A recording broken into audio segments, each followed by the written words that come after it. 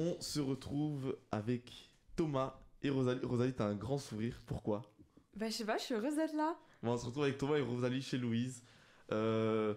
Alors, petite dédicace à Rosalie qui fait sa dernière émission au Radio Côte. Et oui, Comme- vous ne m'entendrez plus sur les antennes au deuxième quadrimestre. Peut-être que tu reviendras faire une interview.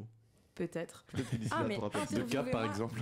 De Cap, ou même de ma vie, hein, je peux venir faire des chroniques surprises. Ouais. Comme Voilà. artiste. Euh, T'as un côté artiste, Rosalie? Ah, Rosalie, pour Rosalie, plein d'étoiles. Ouais. Ouais, Rosalie, plein d'étoiles. Ouais, je fais des belles synthèses. Tu perces, et bien on verra. Voilà. Donc voilà, petite dédicace à Rosalie. Petite dédicace à Chloé dans le chat aussi, qui m'encourage beaucoup. Et Thomas, donc ta chronique, en fait c'est une chronique, mais ça va être un peu une interview parce qu'on a des questions pour toi. Ah, mais Bah, oui, j'avais oublié. On s'en est rendu compte lundi, hein, que vous avez Ouais, beaucoup de questions c'est- pour moi. C'est génial, on a beaucoup de questions pour Thomas. Thomas, tu es arbitre de foot. Oui. C'est ton job étudiant. C'est Enfin, un peu mon job étudiant, on peut dire ça. C'est incroyable parce quid que... de ça. C'est même mes jobs étudiants parce que je fais beaucoup de comment dire, de compétitions différentes. C'est incroyable. Moi, ce que je trouve intéressant, c'est que tout le monde aime le foot, tout le monde joue au foot, Ouais. mais rares sont ceux qui deviennent arbitres. Très rare. Comment Trop ça rare. arrivé Comment ça t'est tombé dessus? Moi, c'était comment ça s'est passé? Un peu avant le Covid, en 2018-2019, donc j'avais 18-19 ans. J'ai eu plein de blessures comme joueur. J'ai eu aussi une autre blessure plus grave qui est le manque de talent. Et donc j'en suis venu à me lancer, bien poussé par deux très bons potes à moi qui sont encore mes potes aujourd'hui, mais qui sont plus arbitres, et qui m'ont vraiment encouragé à commencer. Et je les ai suivis. Et à la fin, c'est moi qui étais passionné et eux qui en avaient marre, quoi. Donc vraiment, C'est génial. c'est eux qui m'ont lancé. Et moi, depuis 5 ans, je fais ça et j'adore ça. Et j'ai commencé donc dans le foot à 11, chez les jeunes d'un point de Namur, ce que je fais toujours. Et depuis, je fais un peu des compétitions ici à Louvain-la-Neuve, plus fun, style la Wolfie Cup. J'ai commencé aussi la BBFL, une ligue féminine très fun, dans laquelle j'ai arbitré encore hier, qui est trop cool. Et il y a moins de pression dans ce match-là que le week-end, on va dire. Ok, c'est génial. Moi, j'ai une question un peu sociologique. Ouais. Toi, t'es rentré dedans parce que, comme tu dis, manque de talent et blessure, et t'avais envie de rester dans le milieu du foot. Ouais.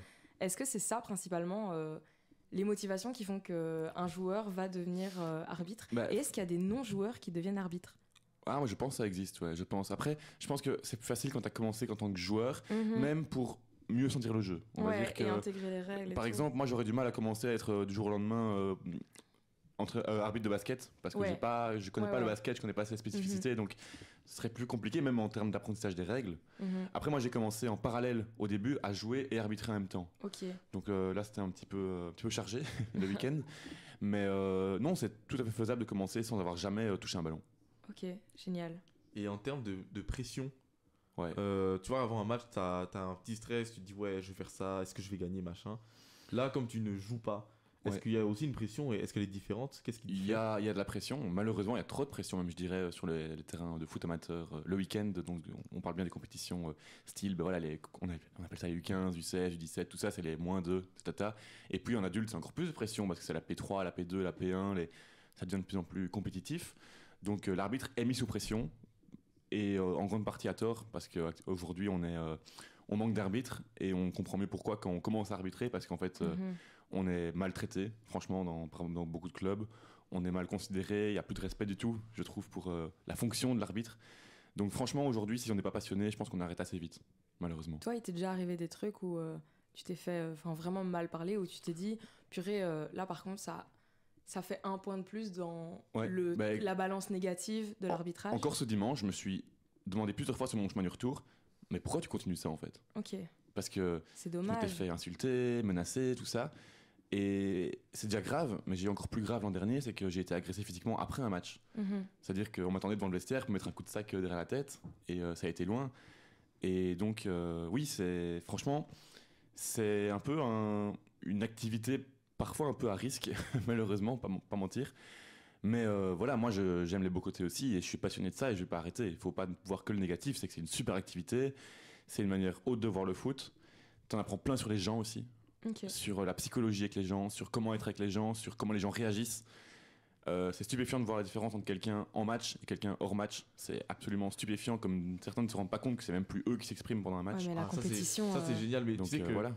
ça c'est impressionnant parce que même en tant que joueur, tu le sens. Enfin, par exemple, quand on était à l'école et qu'on faisait des tournois interclasses, t'avais des camarades de classe, le timide introverti qui ne dit rien, ça devient Hulk sur le terrain. Ouais.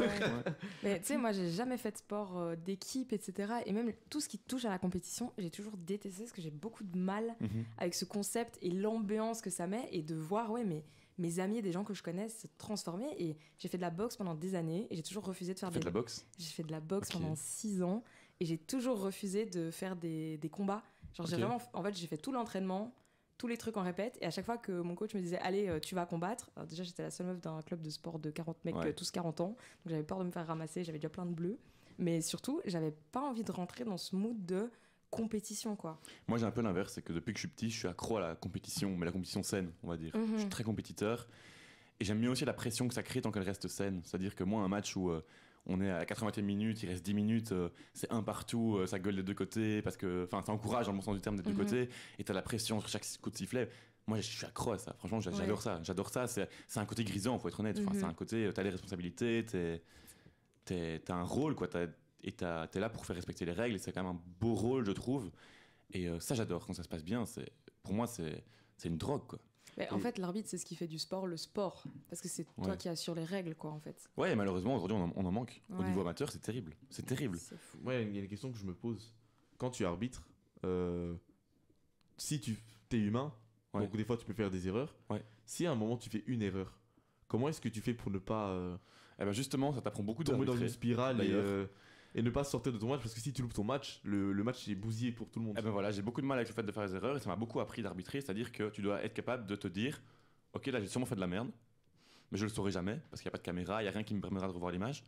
Et tu dois être capable de te remettre directement dans le mindset de je Tant pense pis, plus à ça et on j'avance. Et parce que potentiellement, 10 secondes après, tu as un truc hyper important à siffler et tu dois être concentré, quoi. Ouais. Donc ça, c'est hyper dur parfois de se remettre dedans, mais il faut savoir le faire. Et c'est pas toujours facile. C'est dingue, on apprend plein de choses. Ouais, non, c'est dingue. Et comment t'as fait? Parce qu'on va bientôt manquer de temps, mais du coup, comment ça s'est passé? Parce que tu dis que vous manquez d'arbitre, c'est le moment d'un peu faire la pub. C'est quoi les étapes pour devenir arbitre? Genre, t'es affilié à quelque chose Eh ben, c'est plus simple que ce qu'on pense. Franchement, tous ceux qui me demandent un peu comment j'ai commencé sont un peu surpris quand je le raconte, mais ça va super vite. En tant qu'arbitre de jeunes, en tout cas. En fait, on commence par 2 jours, si c'est toujours comme moi à l'époque, de formation, où on apprend les bases théoriques, puis on va sur le terrain et on nous montre un peu comment se déplacer sur un terrain. Parce que ce qu'on ne sait pas, c'est que l'arbitre ne se déplace pas juste pour être proche des actions. Il a ce qu'on appelle une diagonale virtuelle à respecter. Et donc, il va plus ou moins s'adapter, mais il a quand même une espèce de ligne de conduite dans son placement. Et donc, on apprend ça aussi, on apprend beaucoup les règles. Et à la fin, on a un QCM assez facile à réussir. Il faut 7 sur 10, et franchement, c'est faisable si on a écouté un minimum la théorie. Et à partir de là, on est arbitre. On est arbitre et on commence en U14 ou U15, en tout cas en province de Namur. Moi, où j'arbitre en province de Namur. Et donc, on commence chez des jeunes, déjà sur terrain à 11. Vu qu'on manque d'arbitres, on n'a pas malheureusement d'arbitre pour les plus petits. Et on est pendant 4-5 matchs, je dirais, encadré par un parrain, qu'on appelle ça. Et donc, c'est un arbitre qui est souvent un ancien arbitre qui vient nous voir pendant 4-5 matchs. On arbitre totalement en indépendance et à la fin, on débriefe avec lui. Ok. Et chaque fois, on progresse. Et donc, c'est hyper simple de se lancer parce qu'en 2 journées de formation, 2 samedis, ben, on est sur le terrain le week-end d'après, quoi. Franchement, ça va génial. super vite. C'est vrai que ça va super Ok, vite. c'est génial. Donc, lancez-vous. Ça pourrait Devenez être marrant. arbitre. Ça peut être marrant d'arbitrer. Ah, Mais c'est sportif, hein. Ah oui, Du coup, oui, tu cours évidemment. tout le temps, en Tu dois fait. avoir du cardio pour faire ça, j'imagine. A priori, on court autant que les joueurs. Ouais, c'est ça. Ce qui est différent, c'est qu'on a des courses, comment dire, à mon avis, des courses qui sont peut-être plus linéaires et peut-être moins de changements de rythme. Et encore, on a beaucoup de changements de rythme. Ce qui change, c'est que par exemple, un défenseur, il va globalement, dans une structure classique, circuler de son but au milieu de terrain, environ. Alors que nous, Faites on tout le peut terrain. en 15 secondes être dans une surface, et arriver dans l'autre 15 secondes après. Donc nous, on fait tout le terrain, et là, on fait beaucoup de déplacements. Et il faut aller vite. Et donc, sur notre match, on fait nos 8, 9, 10 km comme un joueur, quoi. Ouais. Tu dois suivre le ballon tout le temps, en fait. Ouah, cette stat m'effraie. Les 10 km par joueur par match. Un joueur, en tout cas, un joueur pro sur un match fait environ 10 km. Ouais. Oh la dinguerie. Ok. Et ouais. Moi, En j'aime bien la boxe, on sautille, c'est Très physique. suffisant. Je pense Ouais, c'est très cardio la boxe, Je hein, pense que justement. ouais, c'est très Ouais, cardio mais aussi. j'aime pas courir. Ouais, je comprends. Genre, j'ai beaucoup de cardio, mais je déteste courir. Moi, c'est un truc marrant, je n'aime pas courir pour rien. Bon, je me Mhm. force à le faire, mais je n'aime pas courir pour rien.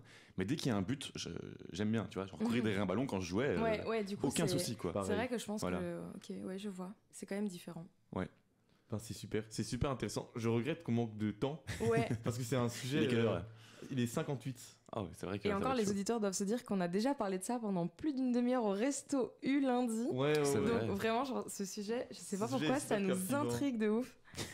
On fera une partie 2 si vous voulez. Génial, au Q2.